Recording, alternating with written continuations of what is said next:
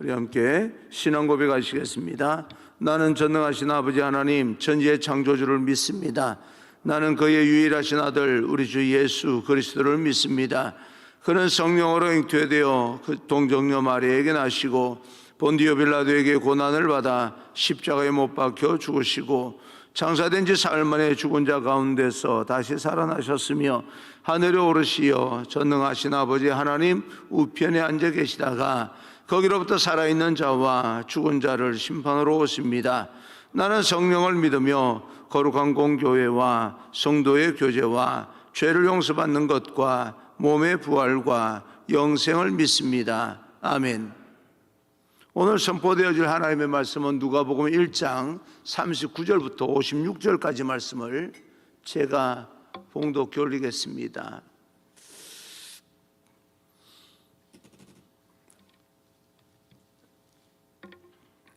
누가복음 1장 39절부터 56절까지 말씀입니다.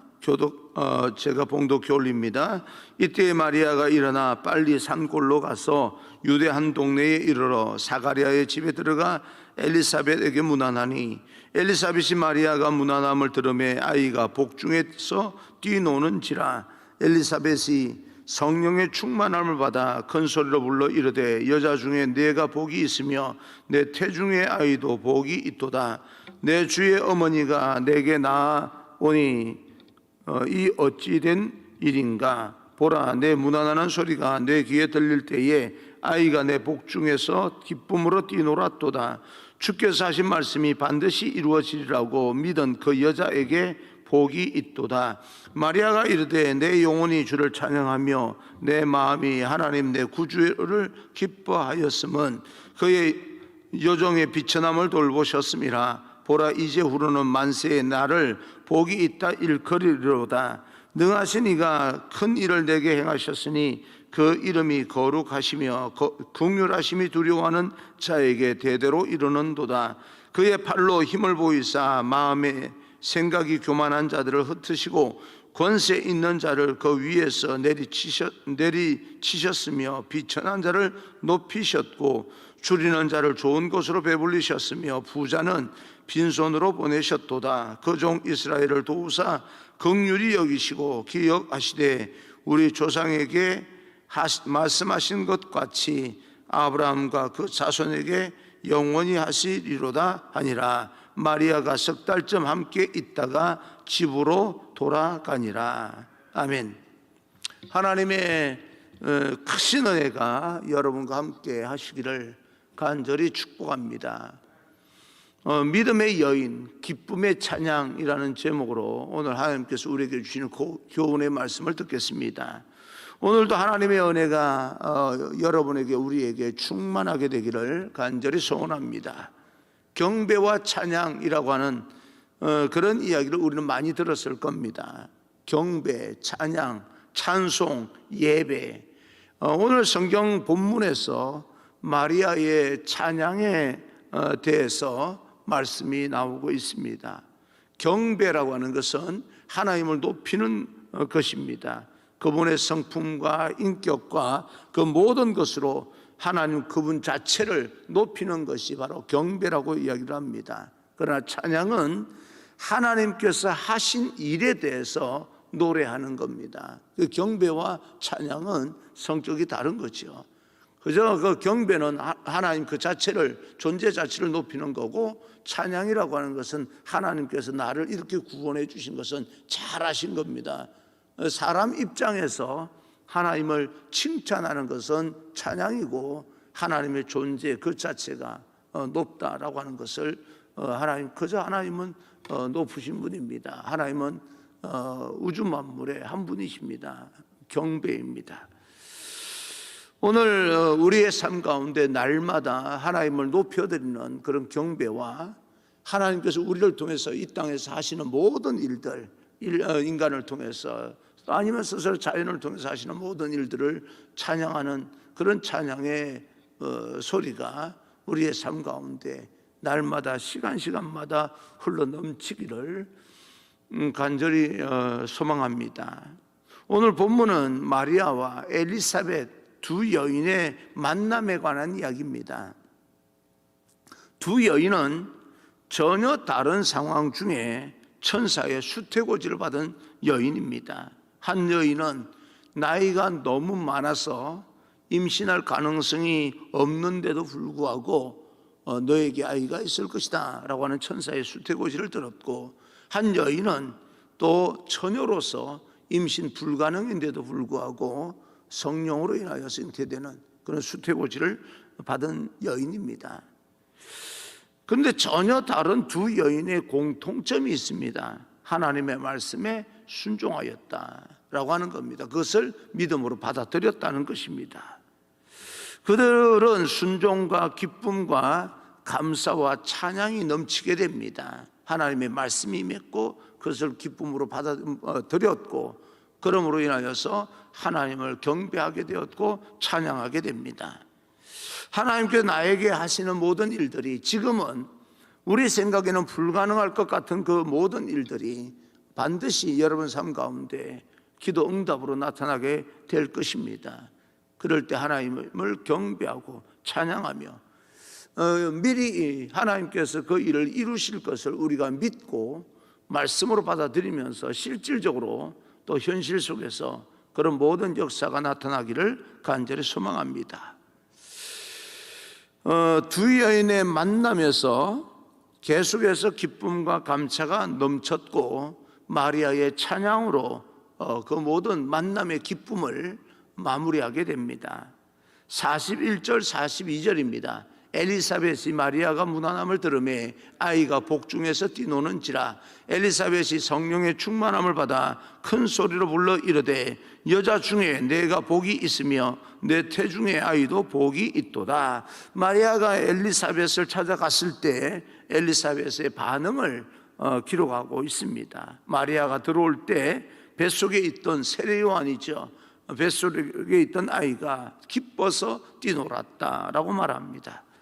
그리고 엘리사벳은 성령의 충만함을 받았고 마리아를 향하여서 너와 태중의 아이가 복이 있도다라고 이제 복을 선언합니다. 여러분, 이 두 여인은 그 안에 감사와 그리고 성령의 충만함이 있었다라고 기록하고 있습니다. 요즘 우리 모임에서 주로 모이면 어떤 이야기로 우리의 모임을 이끌어가고 있습니까? 코로나 이야기입니까? 자녀 이야기입니까? 화장품 이야기입니까? 또 주식 이야기입니까? 요새는 주식이 보니까 굉장히 사람들에게 관심거리가 되고 있습니다. 여러분 모이면 주식 이야기 하십니까? 그런데 이 두 여인은 만나자마자 성령이 충만하였고 태중의 아이들도 기쁨으로 뛰놀았다라고 이야기를 합니다. 주식 이야기하면서 성령 충만한 일은 아니지 않겠습니까? 여러 가지 우리가 유추해 보건대 두 여인이 만남으로 말미암아 성령이 충만했다, 그 아이가 복중에서 뛰놀았다라고 하는 것은 어떤 만남이었는지 우리는 예상할 수가 있습니다. 그런 만남이 여러분이 어떤 친한 사람 만나거나 오늘 만나는 사람들 가운데 이런 어떤 성령 충만한 그런 어떤 만남이 있기를 간절히 축복합니다. 요한이라고 하는 이 복중의 아이가 마리아가 들어오는 걸 보면서 태중에 왜 뛰놀았을까요? 그가 메시아를 잉태하게 되는 마리아인 것을 알고 그랬을 겁니다. 우리 교제가 이런 교제가 되었으면 좋겠습니다. 모일 때마다 성령이 충만해서 기쁨으로 대화를 나누고 하나님께서 하신 일에 대해서 찬양하는 그런 삶이 되었으면 좋겠습니다. 그 모든 일을 우리가 간증할 때마다 하나님께는 영광이 되는 거죠. 우리에게는 기쁨이 충만하게 되는 겁니다. 그리고 위로하고 격려하는 겁니다. 하나님 살아계시니 우리가 너무 두려워하지 말고 겁먹지 말고 위축되지 말고, 그럼에도 불구하고 조심스럽게 우리는 최선을 다해보자. 하나님 살아계시고 지나가면 우리는 또다시 시작할 수 있는 힘이 있을 거예요. 하나님 그렇게 우리에게 역사하실 거야. 그러면서 위로하고 격려하고 하나님 하실 일에 대해서 찬양하고 하나님 높으심을 경배하고 그런 교제가 이루어지기를 간절히 소망합니다. 45절입니다.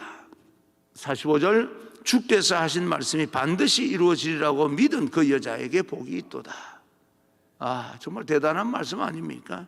주께서 하신 말씀이 반드시 이루어지리라고 믿은 그 여자에게 복이 있다. 여러분, 하나님께서 성경을 통해서 우리에게 여전히 들려주시는 그 말씀들, 하나님께서 반드시 너에게 복이 있고 너와 함께 할 것이다. 너는 사막에 강을 내시는 하나님, 그 강을 사막을 갈 때나 그 강을 건널 때나 항상 하나님께서 너와 함께 하실 것이고, 하나님께서 너를 통해서 이 땅에서 이루시는 모든 일이 이루어질 때까지 결코 너를 떠나지 않는다고 이야기하신다. 힘내라 라고 말씀하시는 그 말씀을 반드시 이루어지리라고 믿는 사람은 복이 있다, 그렇게 이야기를 하고 있습니다. 복된 여인은 어떤 여인인가? 하나님의 말씀이 반드시 이루어질 것이라고 믿은 여인이 복되다라고 하는 겁니다. 말씀을 받아들이고 순종하는 여인이 믿음의 여인입니다. 여러분, 여인만 그런 게 아니라 하나님의 사람은 다 그렇게 복된 사람이 되는 겁니다. 남자든 여자든 어린아이든 노인이든 상관없이 하나님께서 우리 인생 가운데 반드시 이루어지리라 라고 하는 그 하나님의 말씀을 믿는 사람이 복이 있습니다. 엘리사벳과 마리아는 하나님의 말씀을 듣고 순종하고 기뻐하고 감사했던 사람들입니다. 그리고 서로에게 복을 빌어주는 거죠. 그런 교제와 만남이 이루어지고 있습니다. 여러분, 저와 여러분의 만남이 아름다운 그런 교제와 성령 충만함과 하나님께서 하신 일에 대한 찬양이 있게 되기를 간절히 축복합니다. 하나님 하시는 일에 대해서 간증이 있고 또 그 간증이 하나님의 말씀에 순종했다라고 하는 마리아와 엘리사벳의 고백이 되기를 간절히 주님 이름으로 축원합니다. 처음 시작할 때 막막했던 그 시간들이 정말 어떻게 하나님께 역사하실 줄 몰랐는데 하나님께서 나를 여기까지 인도해 주셨다. 얼마나 큰 간증입니까? 그런 간증이 여러분에게 되기를 바랍니다. 이 어떤 번개를 치는 바람에 어떤 그런 기적적인 그런 간증이 아니라 할지라도 정말 오랜 시간 동안 30년, 40년, 50년 동안 내 인생 가운데 개입해 주셨는데 그때 순간순간마다 어떤 번쩍이는 기가 막힌 기적은 없었지만 지나놓고 나서 보니까 이게 하나님의 은혜가 아니겠느냐라고 하는 그런 간증도 우리 삶 가운데 있어야 되는 것입니다. 이제 엘리사벳과 마리아가 만나서 교제하는 중에 성령이 충만하게 되면서 마리아가 갑자기요 영적으로 찬양하게 됩니다. 찬양은 순서가 되니까 하는 것이 아닙니다. 찬양은 마음에서 우러나오는 거예요. 갑자기 되는 거예요. 설교 준비하다가 갑자기 찬양이 입에서 터져 나옵니다. 그게 그렇게 되는 거예요. 오늘은 내가 이런 찬양을 불러야 되겠다라고 하는 것이 아니라 뭔가 이 내용하고 이렇게 삶의 내용과 또 성경을 보면서 성경 내용과 또 일치되는 것이 있으면 찬양이 그저 터져 나오는 거예요. 은혜 아니면 살아갈 수가 없네. 찬양이 그렇게 터져 나오는 겁니다. 찬양은 마음에서 그냥 나오는 거예요. 마리아는 내가 임신한 이것이 정말 하나님께서 보내주신 말씀을 의지해서 받아들이는 것이다 라고 생각을 해서 그 안에 기쁨이 충만했고 엘리사벳을 보면서 그 말씀에 대한 확신이 생겼어요. 어떤 사람을 만나면 하나님에 대한 확신이 생기는데 어떤 사람을 만나면 자꾸 믿음이 그 사람으로 인하여서 위축되는 경우가 있습니다. 여러분, 정말 여러분 믿음이 더 확신이 생기는 그 사람이 만나지기를 바라고 여러분들이 다른 사람에게 믿음의 확신을 줄 수 있는 그런 사람이 되기를 간절히 축복합니다. 그리고 다시 한번 하나님 그 마음에 깊이 우러나오는 그 찬양으로 하나님께 영광을 돌리게 되는데, 마리아의 찬양의 내용은 다른 것이 아닙니다. 첫째, 하나님의 은혜에 대한 감사입니다. 48절입니다. 48절, 그의 여종의 비천함을 돌보셨습니다. 보라, 이제 후로는 만세에 나를 복이 있다 일컬으리로다. 하나님께서 나의 비천함을 돌아보셨다. 은밀하게 말하면 율법적으로 돌에 맞아 죽을 사람으로 만든 겁니다. 그죠? 이 약혼한 남자가 있음에도 불구하고 남자와 자본적이 없는 여인에게 임신을 시킨다는 것은요, 그 당시의 문화적인 배경으로 임신한 사람은 돌로 쳐 죽일 수 있는 율법이 있는데, 규례가 있는데, 그렇게 하나님께서 만들었다는 거예요. 만들었습니다. 돌에 맞아 죽게끔 만들었어요. 근데 마리아는 전혀 그렇게 생각하지 않았다는 겁니다. 동정녀가, 아직 남자도 모르는 여자가 임신을 한 것인데, 그럼에도 불구하고 마리아는 이렇게 하나님께서 내게 은혜를 베풀어 주셨다, 여종의 비천함을 돌보셨다 라고 고백을 합니다. 그리고 두 번째, 메시아가 오셔서 하실 일에 대해서 찬양하고 있습니다. 51절, 52절, 53절, 그의 팔로 힘을 보이사 마음의 생각이 교만한 자를 흩으셨고 권세 있는 자를 그 위에서 내리치셨으며 비천한 자를 높이셨고 줄이는 자를 좋은 것으로 배불리셨으며 부자는 빈손으로 보내셨도다. 마리아가 이 찬양을 할 때 성령이 임하지 않고서는 메시아가 오셔서 하실 일을 어떻게 알 수 있겠습니까? 마치 이것은 우리가 기도할 때 성령이 충만하게 되어서 나도 모르게 마치 베드로가 자기가 무슨 말을 하는지 알지도 모르면서 주님은 그리스도시요 살아계신 하나님이십니다 라고 하는 그런 어떤 신앙 고백을 했던 것처럼, 마리아도 그렇게 자신이 알지 못하는 그런 일을 성령 충만한 가운데 고백하고 있습니다. 성령 충만한 가운데 우리 입술에서 터져 나오는 그 말이요, 기도의 말이 때로는 정말 우리 일반적인 그런 어떤 마음으로는 도무지 할 수 없는 이야기들이 성령 충만함이 이루어질 때 터져 나오게 되는 겁니다. 저도 고등학교 때 그래도 여러 가지 다른 사람 볼 때는 불안한 그런 삶을 살았던 것은 사실이지만, 그러나 또 은혜를 받았을 때, 교회를 다니면서 은혜를 받았을 때 그 기도를 산에 올라가서 기도할 때도 있었고, 기도원 올라가서 참 열심히 기도했던 적이 있습니다. 고등학교 3학년 때 그 1년이라고 하는 세월은 지금 나를 이렇게 만든 시간이었습니다. 알고 봤더니요, 거의 매일 학교에서도 마치면 기도원에 올라가, 산에 올라가, 그 산꼭대기 올라가서 말이에요, 그 어린애가 지금 생각해 보니까 캄캄한 밤입니다. 11시가 넘어요. 12시 정도 되면 그 산꼭대기 그 위에 있는 기도원 무슨 마음으로 올라갔는지 지금 해라 그래도 난 못할 것 같아요. 그런데 그때는 가방을 들고요, 그 산꼭대기 올라가서 이 돌 위에 앉아가지고 이제 산 아래 내려다 보이는 그 경부 고속도로가 보이는 그런, 어쩌다가 차 한 대씩 쫙 깔리는 그런 어떤 소리가 들리면서 이 고속도로를 바라보면서 기도했던 때가 있었는데, 그때 당시에 무슨 말을 했는지 나도 알지 못하는 그때에 하나님 앞에 고백을 하게 될 때가 있었습니다. 그 고등학교 3학년 때의 그 1년이라고 하는 세월이요, 지금 생각하면 참 내 인생 가운데 가장 의미 있었던 그런 시간이 아니었나라고 싶을 정도의 어떤 시간이었는데, 그러면서 기도하는 중에 하나님, 내가 이제는 하나님의 일을 하겠습니다, 목회자가 되겠습니다 라고 하는 말을, 성령 충만한 일이 아니면 우리 가정과 내 배경과 삶의 어떤 모습을 보게 될 때 나올 수 없는 이야기가 터져 나온 거예요. 그리고 지금 나를 여기까지 하나님께서 인도해 주신 겁니다. 베드로가 그랬던 것처럼 우리들도 성령 충만하게 되면 우리 입술에서 도무지 그냥 일반적인 정신으로는 나올 수 없는 그런 찬양이 터져 나오게 되는 겁니다. 메시아가 오시면 교만한 자를 흩으신다. 이 교만한 자는 사단과 마귀를 뜻합니다.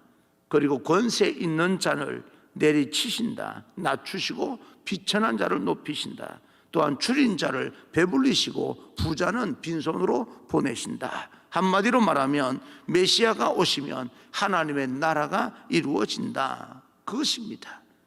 하나님의 나라는 교만한 자, 사단의 권세를 흩으시고 평강이 찾아오고 줄인 자를 좋은 곳으로 먹이시고 인격적으로 높낮이가 없고 지위가 높고 낮은 것 때문에 차별당하지 아니하고 이런 하나님의 나라가 온전히 임할 것이라고 마리아가 자신도 모르게 성령이 충만하여서 찬양으로 선포하고 있는 것입니다. 2000년 전 한 도시에서 이렇게 찬양이 불려졌는데, 그렇다면 하나님의 나라가 마리아가 찬양한 것처럼 이 땅에 메시아가 오셨고 예수님이 직접 오셨고 또 사역을 하셨고 그리고 또 십자가에 못 박혀 죽으실 뿐이 아니라 부활하셔서 하늘로 승천하셨는데 하나님의 나라가 2000년 뒤에 오늘날 이 땅에 이루어지고 있는가? 완벽하게 이루어지지 않았습니다. 그러면 이 하나님의 말씀이 무슨 뜻이겠습니까? 여러분과 제가 계속해서 이 마리아의 찬양의 내용이 성취될 수 있도록 오늘 하루도 빛과 소금으로 살아라, 하나님의 말씀대로 살아야 된다라고 하는 그런 하나님의 명령입니다. 하나님의 나라가 이루어지도록 너희들이 살아야 된다는 거예요. 하나님은 그의 말씀이 우리를 통하여서 계속 성취되기를 원하시는 분입니다. 우리가 살아가는 가정과 교회와 이 나라와 민족 가운데 하나님은 교만한 자를 낮추시고 사단을 진멸하시고 권세 있는 자를 내리치시고 비천한 자를 높이시고 하나님은 줄인 자를 좋은 것으로 먹이시고 또 부자는 빈손으로 보내시는 그 하나님의 나라가 오늘 저와 여러분의 가정과 교회와 직장과 사업과 이 모든 나라 민족 가운데 있게 하기 위해서 하나님은 오늘 우리의 기도와 찬송을 들으시는 겁니다. 여러분 남들보다 좀 더 많이 가지신 분들, 가난한 자를 돌보십시오. 부자는 빈손으로 돌린다고 했습니다. 가져갈 것이 아무것도 없습니다.